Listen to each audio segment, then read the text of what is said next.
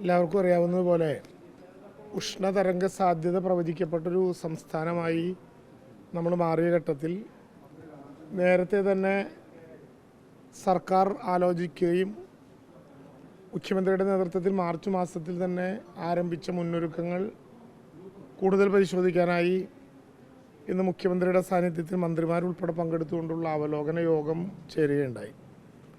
കേരളത്തിലെ അന്തരീക്ഷ താപനില സാധാരണത്തെക്കാൾ ഗണ്യമായിട്ടുള്ള വർധനവ് രേഖപ്പെടുത്തുകയാണ് എന്നുള്ള കാര്യം നമുക്കെല്ലാവർക്കും അറിയാം.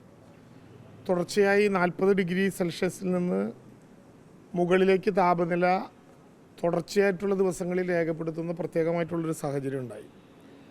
ദീർഘകാല വിവരങ്ങൾ ലഭ്യമായിട്ടുള്ള എല്ലാ താപമാപിനികളും സാധാരണത്തെക്കാൾ കൂടിയ താപനിലയാണ് രേഖപ്പെടുത്തിയിട്ടുള്ളത്.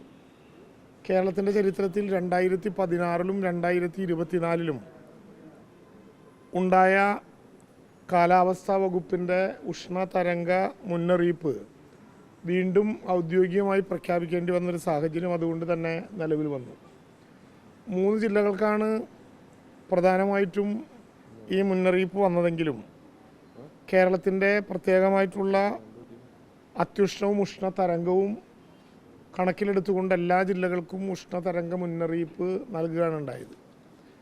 22-23 ദിവസങ്ങളിലെ അപേക്ഷിച്ചുകൊണ്ട് ചൂടിന് നേരിയ കുറവുണ്ട് എന്ന് രേഖപ്പെടുത്തിയിട്ടുണ്ടെങ്കിലും തുടർച്ചയായി ഒരു വരണ്ട ദിനാവസ്ഥ നിലനിൽക്കുന്നത് കൊണ്ട് തന്നെ നമുക്ക് ജാഗ്രത കുറയ്ക്കാനുള്ള ഒരു കാരണവശാലുമുള്ള സമയമായിട്ടില്ല എന്നുള്ളതാണ് നമ്മൾ കാണുന്ന ഏറ്റവും പ്രധാനപ്പെട്ട കാര്യം.